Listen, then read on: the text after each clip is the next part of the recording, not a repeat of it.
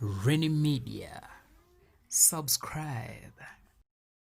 Lomusizako mukwano gwaffe gwe wenna eyekumidde ku mukutu Reni Media. Webale kubanga guno gwe mukutu gwolonze, webale kubanga otwekumiddeko era webale kubanga ogoberera ensonga ez'enjawulo. Reni Rogers gabeera manya gange, nze mbeera ntudde wano okubeera nga nkwetereza ensonga ez'enjawulo era nkwebaza nnyo okubanga tokyusa kalimiko. Well, olunaku olw'eggulo lubadde lwa njawulo eri obulamu bwange. It was my birthday. Thank you so much to whoever wished me a great birthday. Thank you so much to whoever sent me those messages. Era mbebaza nnyo, mbebaliza ddala. Mwebale nnyo namwe abansindikidde obumessage ku Airtel Money. Thank you so much. Era obumessage obwo njabukkiririza ddala. Nze gwolaba inbox yange. Anyways, thank you so much. Well, waliwo ebintu bingi ebibadde bigenda maaso mu entertainment industry just of recent, and mbadde njagala mbeere nga ate njogerako ku bintu bino ebitonotono. Waliwo ensonga y'omukulu amanyiddwa nga GNL ZAMBA kwogatta n'omukulu amanyiddwa nga Gravity OMUTUJJU. Abantu bano ababiri, omu ayimba Luga Flow ate omulala ayimba hip hop. So abantu bano bayina ekintu ekyabayingiddemu oba batandiseewo olutalo cyber war nga luli ku mukutu gwa Facebook, era nga post yasoose okuba ng'efuluma ebadde ya mukulu amanyiddwa nga GNL ZAMBA. Ono nno nga yajjako mu Uganda recently, naye nga yamalako ebbanga ddene emabegeko eyo mu America oba side ze California gye yali abeera eyo no munnange. So yavayoko ate n'akomawo wano mu ggwanga, era yalina album eyayitibwanga emanyiddwa nga Nsimbi era nga yakola bulungi. So this guy ayina post gye yakoze ku Facebook ng'agezaako okuba nga ayisa olugaayu mukulu amanyiddwa nga Gravity OMUTUJJU. Gravity OMUTUJJU amanyiddwa ng'omuntu atamala gasongebwamu lune n'omala gagenda tovaawo nakyo. So GNL ZAMBA yagenze ku mukutu gwe ogwa social media n'awandiika n'agamba nti inspirational lesson. When I wrote ani yali amanyi verses and sampled the Ugandan legend Eddie Wamala to bridge the gap of old and younger crowds in hip hop, it brought success and introduced hip hop to more masses. 4 years after I had showed that formula worked, Empty Tin, more capital letters, also got inspired and made Walumbe Zaya, sampling Job Kafero. I was inspired by Ellie, and I give credit.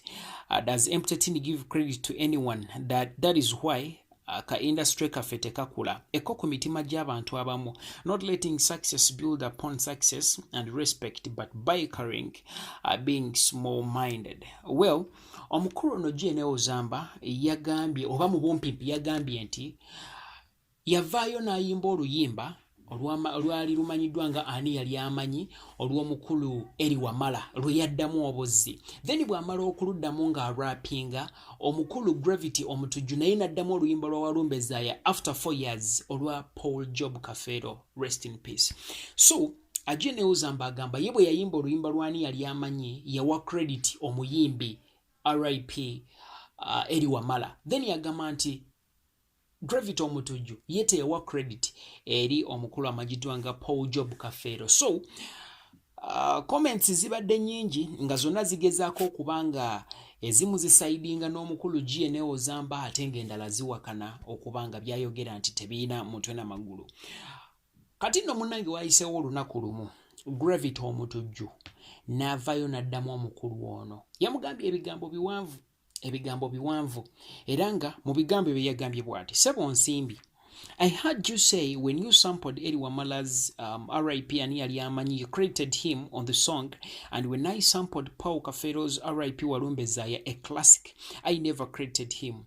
Were you sober posting this? Is it fear that takes you over whenever you listen to the masterpiece, or is it the smoke effect that turns you deaf so you don't hear my credits? That's why I don't smoke no booze. So to keep my mind sober and fresh like a newborn and put my ear on the ground, listen to the oppressed majority's problems and raise them to the concerned government. Nagamant #Batujozenyo. He later said, First, take cigarettes off your ears, Sebo. I hear it's a habit. If you were looking for relevancy, you could have called me Nenkwa Plan. Even the generation you're used to sing for are now grown and busy in worries of their dying businesses that the government closed during the pandemic. Try some other business if you had marital misunderstandings with your husband. Go to court and get your share, but musically you need to consult me. Bwatyo bayagambye mbu you need to consult me. Saga kusoma byetawandise. So omukulu Gravity OMUTUJJU bwatyo bwe yavuddeyo n'abeera ng'ate addamu nsimbi oba muyite GNL ZAMBA greatness of no limit ZAMBA. Yagambye nti omukulu ono afuweeta nnyo segereti kwogatta n'okubanga akongojja omulangira Ssegamwenge oba kiyita okubanga anywa nnyo omwenge. N'agamba nti yawa credit eri Paul Job Kafeero mu luyimba lwa Walumbe Zaaya. N'agamba nti tamanyi lwaki ate GNL ZAMBA avaayo n'agamba nti ye yawa credit mu luyimba luli ate Gravity OMUTUJJU n'atawa credit mu luyimba luno. So ekyebuuzibwa, okusojjagana mu bayimbi ennaku zino efuuse sitanti eya promotion oba yabaffe okusojjagana kuno kuyina kye kuyina oba kuyina kye kutegeeza ku personal issues, that kind of stuff, oba kintu nga kibeera planned emabega eyo mu curtains fest gye tutamanyi. Olowooza abantu bano ki ekibaviirako okubanga beesojja okubanga beetuusa ku kino? Anyways, ate yembeera eri wakati w'omukulu amanyiddwa nga Gravity OMUTUJJU kwogata ne GNL ZAMBA greatness of no limit ZAMBA, omu wa Luga Flow omulala wa hip hop. Lwakuba nti omukulu Gravity ayina bwe yatuuse n'akiteekamu ko politics, ayina bwe yakyambazaamu political kind of reasoning ng'agezaako okubanga ategeeza omukulu GNL ZAMBA. Naye anyway, ensonga eno eri mu music industry nze nganza omuntu sigiwagira era siwagira bugugula n'omu industry kubanga ekintu kyonna nga kirimu okuyombayomba all the time, trust me, tekisobola kukula. So music industry yaffe esobola kukula etya nga abandi badde ba key players mu yo tebasobola kubanga bakwatagana okubanga bajjayo ekintu kyekimu. Buli omu ayagala kuba namba emu, buli omu ayagala kuba kabejja. So who is going to be number one and who is going to be number last? Lwaki ffenna tetweyamba ne tubeera bannamba emu? How would you see that? Lwaki ffenna tetusobola kikwata lumu ne tubeera bannamba emu nga mikwano gyaffe bwe bakikola abalala?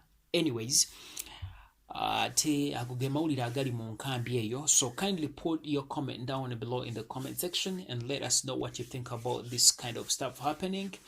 We shall be reading your comment and of course we shall get to know what you think.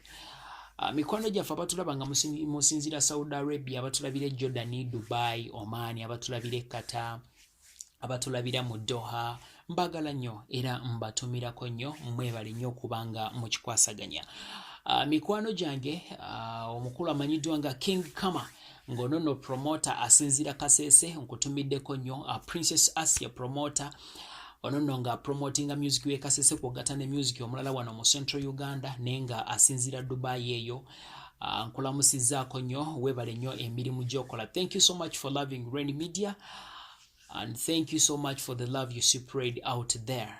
I love you so much. King Kama Promotions right from Kasese and Princess Asia right from Kasese. You guys, big up everyone who loves those two guys. Thank you everyone for watching Rainy Media. Kindly subscribe if you haven't yet subscribed and make it a point to share the message. Rainy Road just be my name.